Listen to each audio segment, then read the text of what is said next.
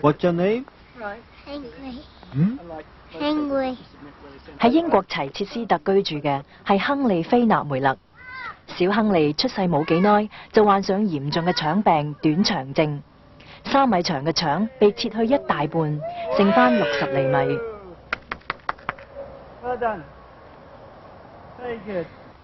簡直係太可怕，真係擔心佢嘅性命。我可以做到嘅咧，就只係陪喺佢身邊，同埋握住佢嘅手，不停咁樣鼓勵佢。小亨利經治療後保住咗性命，而家已經開心咁讀幼稚園。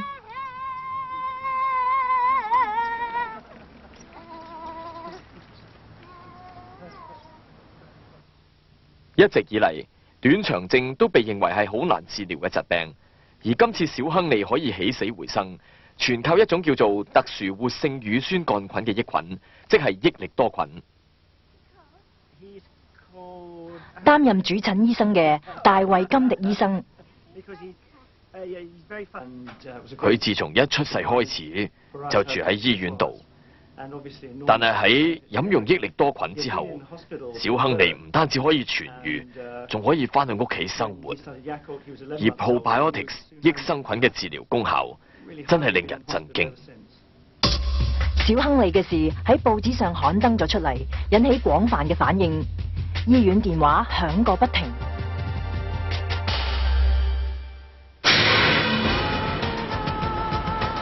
世界各地嘅人開始注意 Probiotics。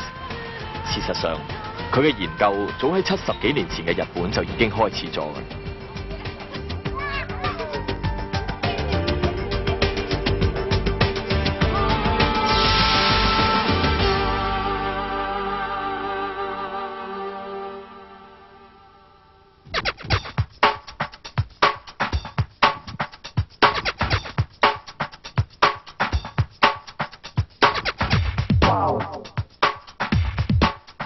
Probiotics 21世紀嘅健康法，究竟係咩意思呢？好似係同我哋腸胃裏面嘅菌有關嘅噃。有100種100兆個，係啊，有益菌同害菌2種㗎。我哋可以保持腸胃健康。其實係全賴益菌有效咁控制住害菌嘅咋。如果害菌過度增加咧，我哋個肚就會唔舒服，嚴重嘅仲會導致癌症噶。益菌嘅典型代表係乳酸菌同分支菌。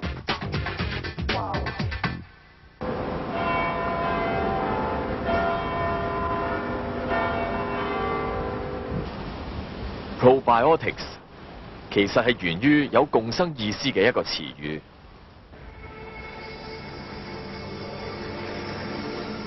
Probiotics 嘅定義係有助改善腸內微生物嘅平衡，而且對人體造成有益作用嘅微生物。乳酸菌、分支菌等都係具有影響力嘅 Probiotics， 但係並非所有種類都可以被稱為 Probiotics。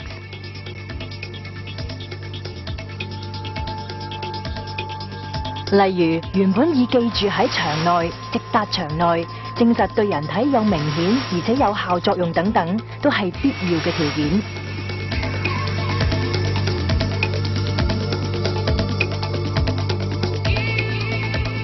活着嘅細菌可以直達大腸，益菌例如益力多嘅乳酸菌、分支菌會以增生嚟改善腸內環境。細菌如果能符合以上條件，就可以被稱為 Probiotics 嘅代表。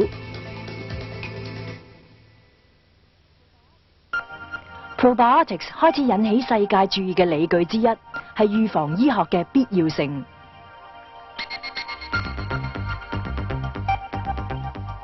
1928年，科學家庫尼明發現咗抗生素盤尼西林。對於依靠抗生物質嘅人類嚟講，佢可以令我哋克服面對被細菌同病毒感染嘅恐懼，但係就產生咗另一個問題。其實呢，抗生素嘅缺點就係佢唔單止會殺死病原細菌，就連喺我哋體內嘅正常細菌、腸內組織嘅益菌都會殺死埋㗎。因為咁樣就會引起肚瀉，嚴重者呢會有肝障礙、腎障礙同埋神經障礙呢啲副作用。最近呢，又發現咗一啲對抗生素完全冇反應嘅耐性菌，就係因為咁樣，所以就令到治療細菌感染變得好困難啦。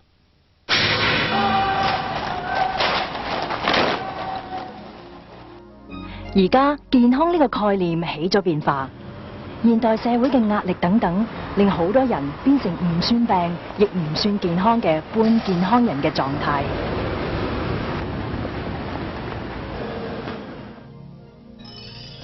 正因健康同病難以區分，所以就唔應該等有病先去睇醫生，避免生病嘅預防醫學開始為人所重視。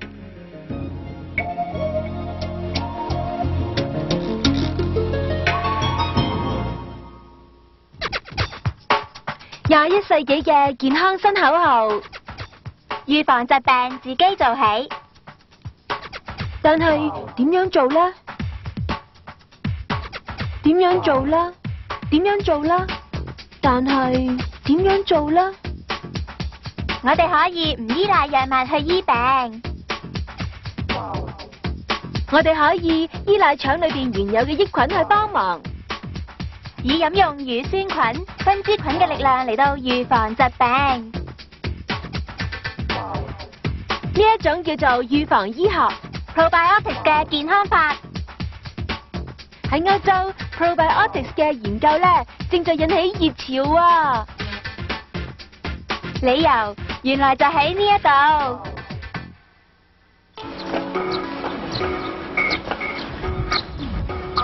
喺歐洲 probiotics 嘅研究始於80年代，歐盟對有優異研究成果嘅機構給予補助金，被稱為 Framework Program 嘅活動開始進行。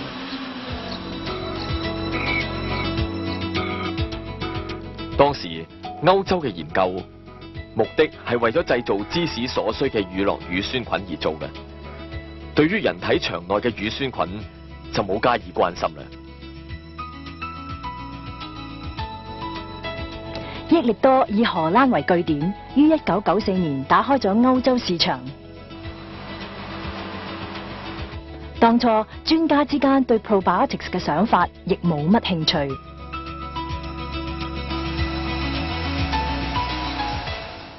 喺開售嘅初時，科學家佢哋對益力多呢一類益生菌商品呢都唔係太過理解嘅。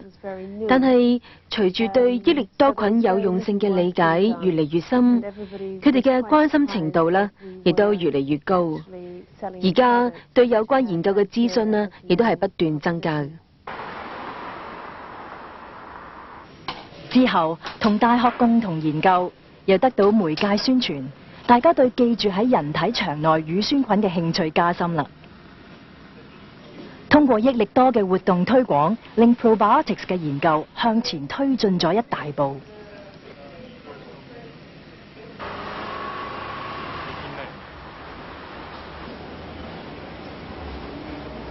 呢度係德國柏林市內嘅超級市場。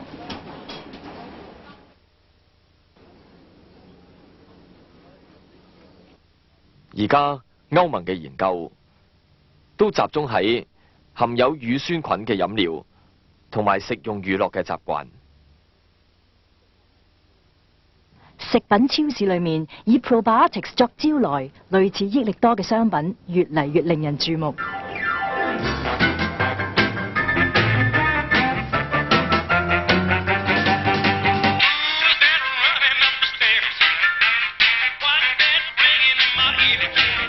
超市舉辦嘅活動都反映到大家對乳酸菌嘅高度興趣。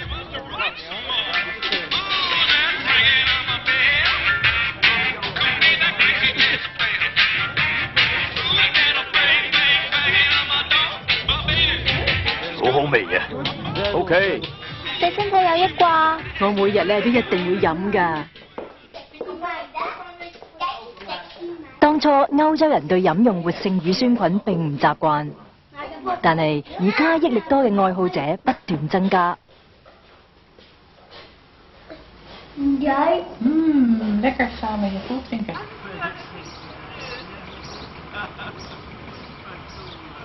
呢度係治療過小亨利嘅齊切斯特市聖理查德醫院。出世只係11個月，小亨利就被切除咗大腸，完全失去咗消化嘅功能。喺飲益力多之前呢，小亨利一日要屙12次嘅，排出量達到1公升咁多。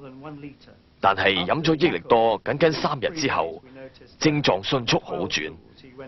佢嘅腸已經喪失咗大部分重要功能，而益力多呢，正好係補充咗呢個弱點。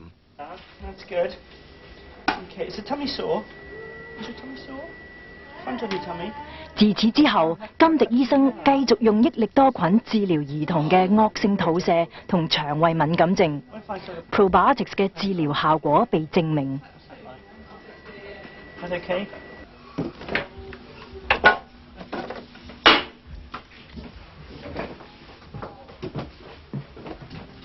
喺遙遠嘅大洋彼岸 ，Probiotics 另一個小生命重獲新生。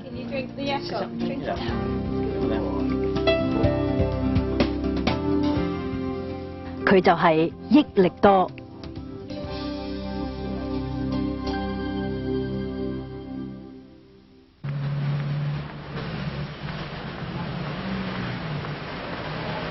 日本人發明嘅益力多喺歐洲掀起咗好大嘅迴響。佢對食品學專家造成咗好大嘅衝擊。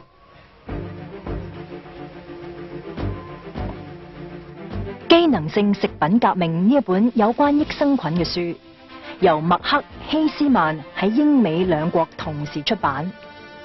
希斯曼係食品學研究家，佢透過呢一本書提倡以下嘅主張。Probiotics 呢，唔係嚟自歐洲嘅，而係開始於日本。喺70年前，日本開始研究，並且得到發展添。歐洲嘅製造商冇 probiotics 健康法嘅意識。到90年代，日本將呢種商品帶入咗歐洲市場，好快呢就贏得消費者嘅認同啦。保持腸臟健康，咁樣呢就可以健康長壽。所以呢，要增加輸送活性乳酸菌到腸內，同增加益菌嘅數量。對於歐洲人嚟講，可以講得上係一種新觀念同埋新習慣。咁益力多可以話係出咗口嘅文化啦。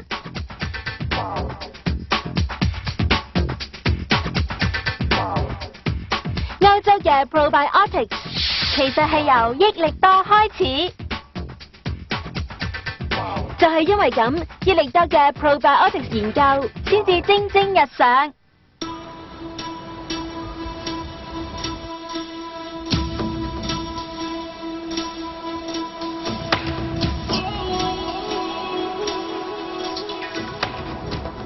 京都帝國大學醫學部呢個微生物教室就係益力多嘅始創人代田念博士發現喺人體腸內活動嘅益菌，即係乳酸菌嘅地方。益力多菌誕生啦，時間係超過5年，即係1930年。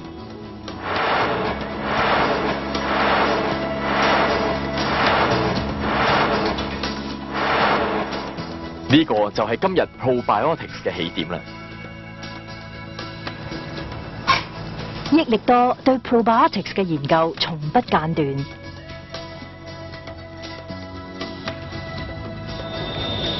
1978年首次成功開售前所未有用分支菌配方嘅酸奶。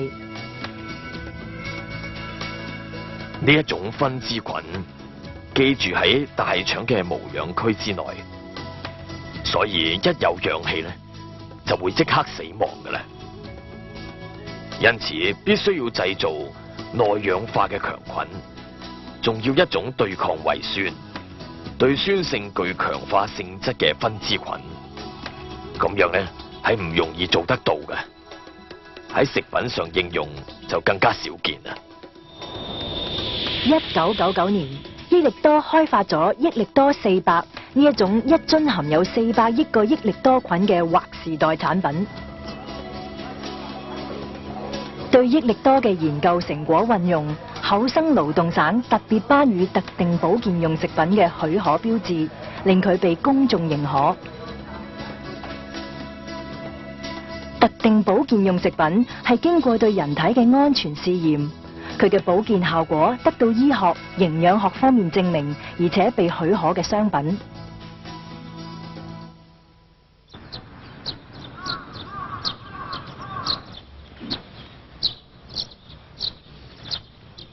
諗翻起嚟呢，代田博士提倡嘅預防醫學同健腸長壽思想，似乎終於都受到世人追捧啦。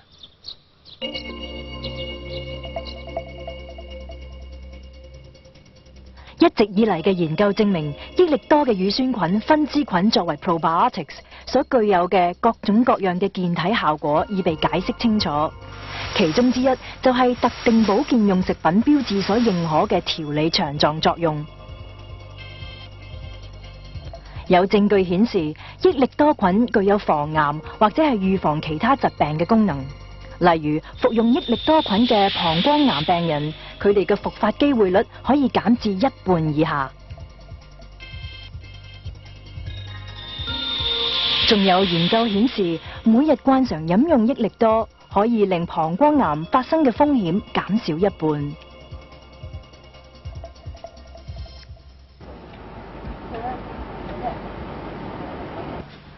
以代田博士嘅思想為基石嘅益力多中央研究所，將世界上最多有關乳酸菌嘅資料加以活用，並不斷探索研究嗰啲仲未被認知嘅可能性。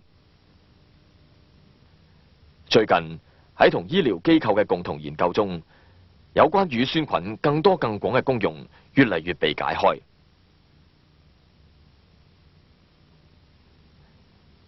其中免疫調節作用就係佢嘅重大發現之一。飲用含有特殊活性乳酸桿菌嘅益力多，可以加強細胞免疫性去對抗病毒同埋抗癌。我哋請到免疫學嘅翹楚，順天堂大學奧川教授，佢會用實物形式就飲用益力多之後對其免疫方面嘅調整作用進行調查研究。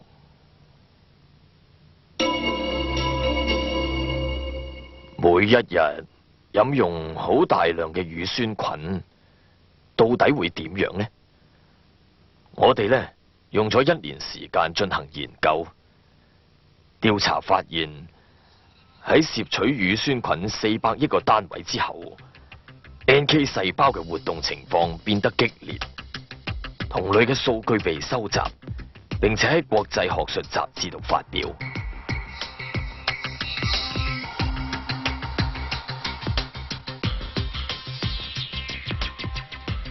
喺遺傳基因方面，益力多菌、分支菌對癌細胞病原菌有乜嘢作用等項目，亦被列入研究日程上。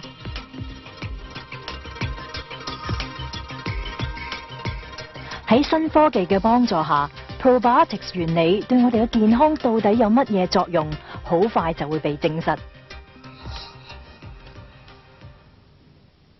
一個新時代呢，即將來臨嘅啦！我哋好快可以針對每個病人嘅腸病，甚至有可能係腸癌，而提供最合適嘅益生菌共生保健法。以我哋一直以嚟嘅研究同實踐為基礎，盡快咁將防病保健共生鏈嘅 probiotics 研究規格同標準與世界接軌，普及全球，就係益力多嘅使命。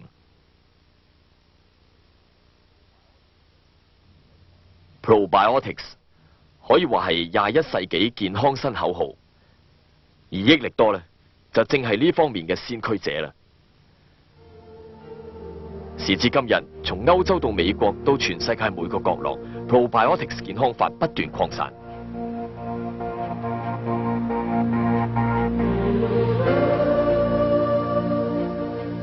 益力多嘅事業就係將一個日本人醫生所提倡嘅預防醫學同健康長壽嘅思想，廣泛咁推廣同傳播到世界各地。